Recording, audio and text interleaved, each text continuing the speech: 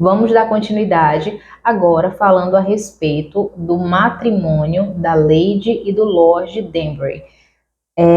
No encontro passado, a gente estava falando a respeito da atmosfera. E qual a atmosfera social que vai sendo ali descrita ao longo da série?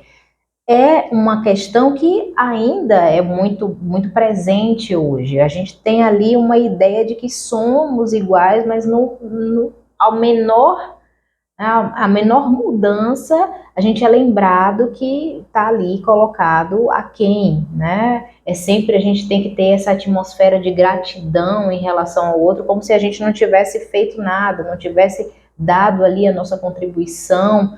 Tudo é muito, volta ali, a qualquer migalha você precisa ser grato, né? A gente terminou o encontro passado dentro dessa atmosfera. E indo aqui caminhando adiante, não muda muito. Em que sentido?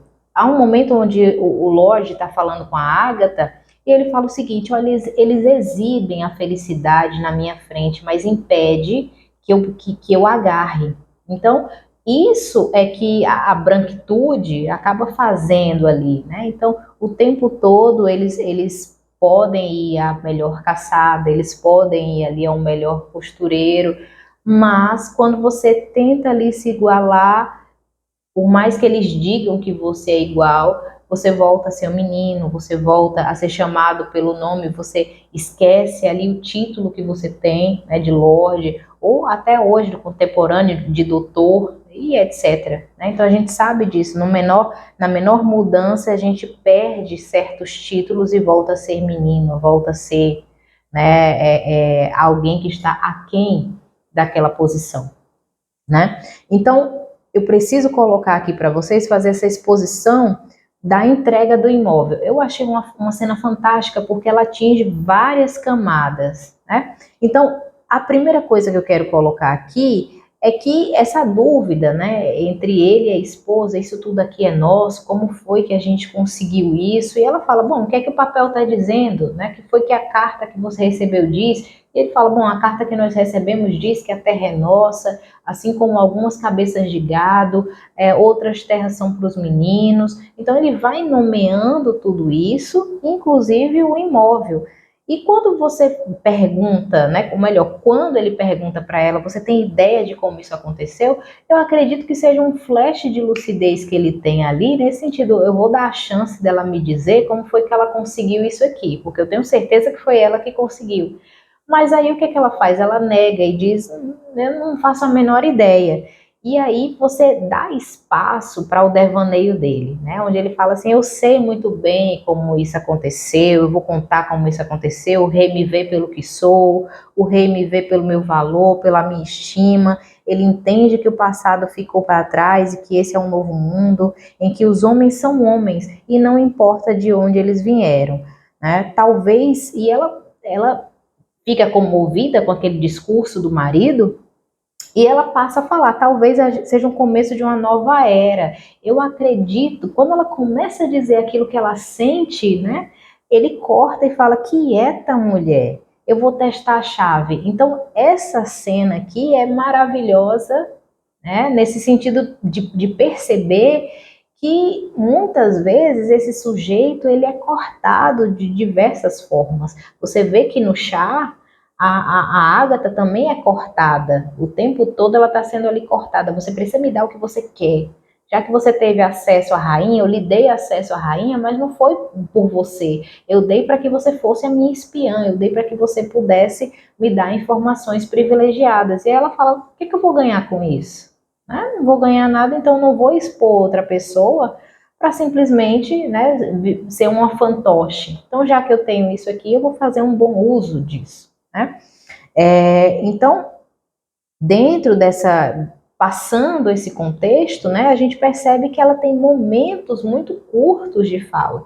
O tempo todo ela está sendo cortada pela alta sociedade ou em casa com o marido. Então ela nunca pode falar livremente. Talvez a primeira vez que ela conseguiu falar livremente foi através da rainha Charlotte, e isso deu a ela uma certa munição para que ela conseguisse também enfrentar a princesa viúva. né? Então, voltando aqui e indo para o que interessa, nesse contexto matrimonial, a gente percebe que para o Lorde toda alegria e toda frustração termina em sexo. Tudo para ele termina em sexo. Então, o convite para o palácio terminou em sexo.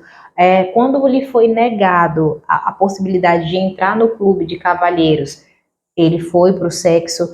Quando a possibilidade de ser convidado para uma caçada e isso não ocorreu, ele foi para o sexo, né? Então, o que isso quer dizer do Lorde, né? A primeira coisa que a gente precisa colocar aqui é essa questão da fantasia que ainda se tem, ainda hoje, de que pessoas pretas têm um libido maior do que pessoas de outra etnia, de outra, né? Então, a gente ainda tem essa fantasia. Então, ele é a representação dessa fantasia nesse sentido, olha, é só isso, é no máximo uma máquina de sexo e pronto, e fica por isso mesmo, né?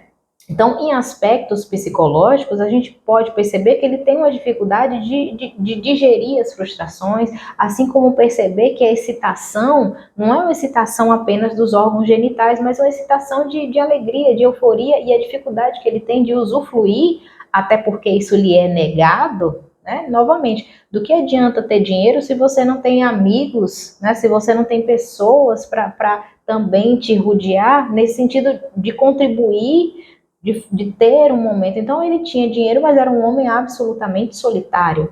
Realmente ele não tinha outro momento de felicidade além do sexual, porque todo o resto ele era banido, né? Então isso ali fica nítido ao longo da série.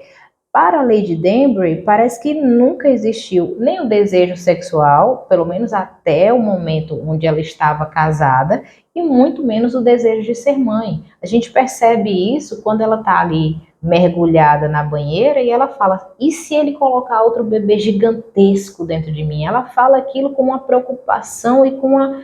Não é esse o sonho dela, nunca foi, né?